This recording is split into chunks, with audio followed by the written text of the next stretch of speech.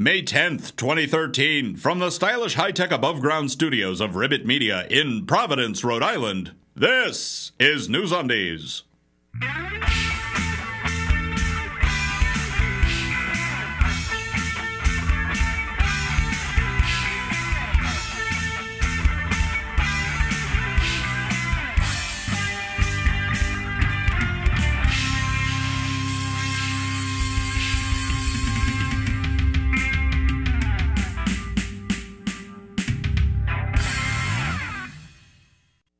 For May 10th, 2013, this is NewsUndies, all the news that shouldn't be news. I'm Paul Torville with these headlines. If Tamerlan Tsarnaev thought America was not welcoming before, communities throughout Massachusetts have denied permission to bury the older brother of surviving Boston Marathon bombing suspect Dzhokhar Tsarnaev in their cemeteries. Scientists discover a cure for gray hair. What's that? AIDS? Cancer? What, climate change? No, gray hair and floppy boners. Yep. Jodi Arias found guilty. Finally, CNN can go back to covering water skiing squirrels. Mark Sanford wins House seat. Somehow. Sanford's respect for the sanctity of opposite marriage apparently notwithstanding. Tim Tebow. Bill? Yes? Yes. Legislation to permit homeschooled children to participate in intramural sports with public school students. Hey, here's a thought. No. Remember, your choices have consequences. Benghazi continues to be to legislators what the Crystal Skull was to Indiana Jones' academic career. Need another reason not to move to Ohio? I give you Ariel Castro.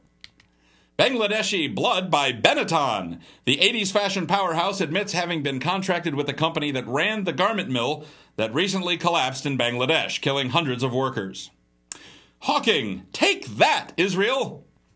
British physicist Stephen Hawking has declined to attend a scientific conference in Israel because of that nation's handling of the Palestinian issue. Not that Israel has any kind of reputation in pure science to be damaged by Hawking's absence. Teachers in bikinis? Inconceivable! A 20-something school teacher in Florida was shown the door because the school's administration found photos of her online. She was modeling swimwear. Eek. Swimwear. Tamerlan Tsarnaev's remains quietly buried in a discreet, undisclosed location. Here's hoping the smell doesn't bother Dick Cheney. Bacon? Elixir of life? Duh! A lady whose age threatens to overflow the most stalwart 7-bit counter claims the reason for her longevity is the obscene amount of bacon she eats. Like modern Americans need more encouragement to eat bacon. Dear Lauryn Hill, if you've racked up a $1 million income tax bill, you're not a slave. Cumulus Media execs don hazmat suits to deal with Rush Limbaugh. 49 of the top 50 advertisers explicitly tell Cumulus not to run their ads in Rush's show. With any luck, and with the EPA's help, Cumulus will figure out how to dispose of Limbaugh properly. Toothy blob of sea puke on New Zealand beach, probably an orca. Also, who handles a camera like that? Whoever smelt it, call the fire department. Great Falls, Montana saw several downtown buildings evacuated when a number of people reported smelling gas. Investigators determined the smell to be coming from a batch of discarded scratch-and-sniff cards intended to familiarize people with the odorant added to natural gas so they can quickly detect a gas leak. With the manhunt for the Boston Marathon bombers over, CNN needed some place to set up an expensive and unnecessary remote broadcast site. Where better than Phoenix, Arizona, site of the trial of Jodi Arias, where the jury is deliberating.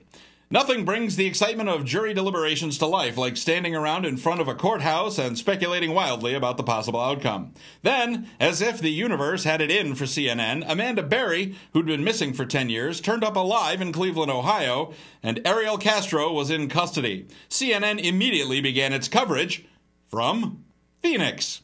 CNN's Ashley Banfield prattled incessantly and was later joined by CNN's own sociopathic vengeance correspondent Nancy Grace.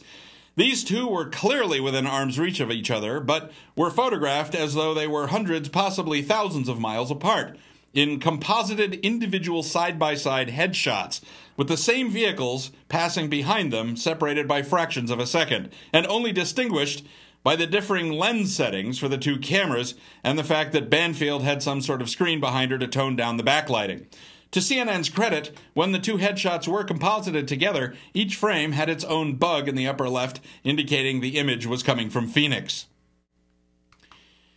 And finally, and I do mean finally, we all saw this coming, didn't we? Sylvia Browne, the 76-year-old self-described psychic medium, has reported that she was mostly wrong in her 2004 interpretation of a so-called psychic vision to the mother of teen kidnapping victim Amanda Berry, that Amanda was dead. This inexcusable fraud was perpetrated on the Montel Williams show. Berry's mother died 2 years later. Amanda Berry escaped her captivity this week, roughly 10 years after having been abducted.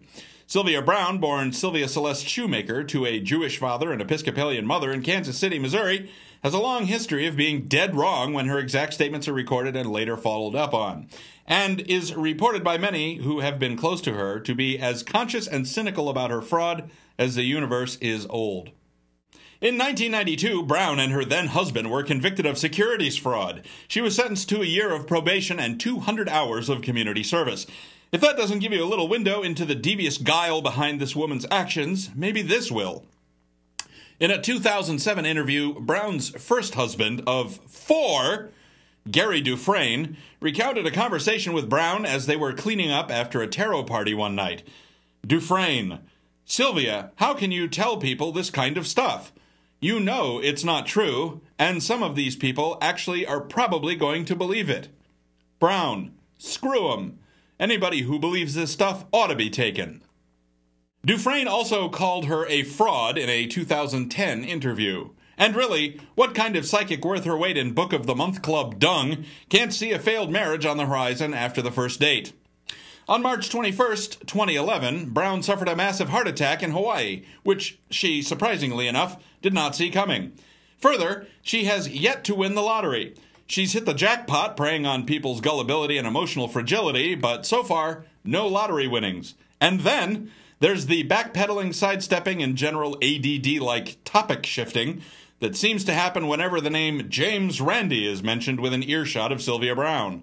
The James Randi Educational Foundation has a standing challenge to any purveyor of supernatural claims, and you should see the JREF website for the details, but basically, they offer a $1 million prize to anyone who can repeatably demonstrate the validity of supernatural claims in controlled laboratory conditions.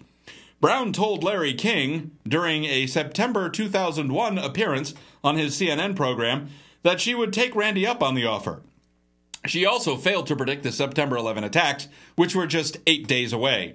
Browne never followed up with Randi except to publicly accuse him of being disingenuous about the availability of the prize money. That's really the mark of a sincere person with something real to offer and nothing to hide. So someday Sylvia Browne will be dead, and by her own prediction, we have only 11 and a half more years to wait. Given her reputation, I'm guessing she's probably wrong. And an asshole. Well, that's all for this edition of NewsUndies. If you see news that shouldn't be news, you can submit your story tips online at NewsUndies.com. NewsUndies is normally a weekly show, but we'll be taking some time off for no Thanksgiving, and we'll be back on Friday, May 31st with fresh undies. Between now and then, happy Mother's Day, happy birthday, Mike, and happy Memorial Day. Stay safe. Don't forget to like us on Facebook, follow us on Twitter, ignore us on MySpace, tell your friends, and buy NewsUndies Kitsch. Thanks for watching. Until next time, for all of us here at NewsUndies, I'm Paul Torville. After that, I might be doing a tarot reading for Sylvia Browne.